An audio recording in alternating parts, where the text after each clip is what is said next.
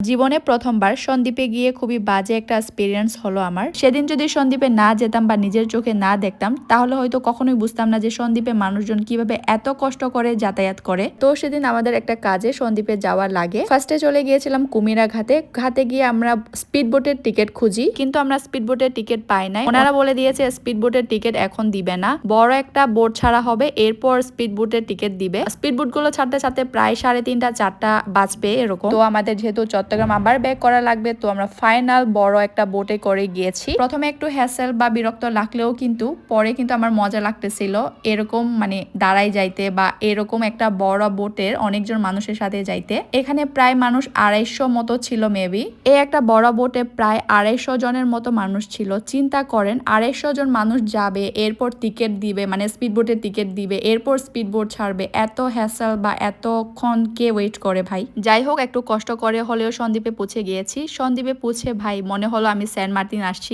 এত সুন্দর জায়গা, আমার মনটা অনেক ভালো হয়ে গিয়েছিল এই প্লেস গুলো দেখে। তার থেকে বেশি ভালো লাগতেছিল সেনাহাটে এসে কাচি ডাইন দেখা পেয়ে। ভাই সন্দ্বীপে কাচি ডাইন, আমি তো একটু অবাক হয়ে গিয়েছি। যাই হোক, তখন অনেক ক্ষুধার্ত ছিলাম। তখন মেবি প্রায় 3টা বা 3:30 এরকম বাজতেছিল। তো কাচি ডাইন দেখার পরই আমরা ওখানে উঠে গিয়েছি।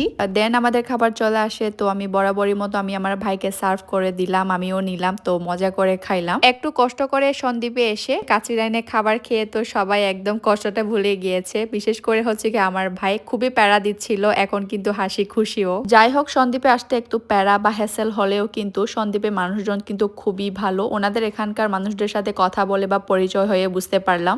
এই ছিল আজকের ভিডিও। তো নেক্সট ভিডিওতে আমি যাওয়ার টাইমেও এরকম প্যারা খেতে হলো কিনা সেটা নিয়ে একটা ভিডিও আপনাদেরকে শেয়ার করব। তো আজ এই পর্যন্ত, সবাইকে টাটা।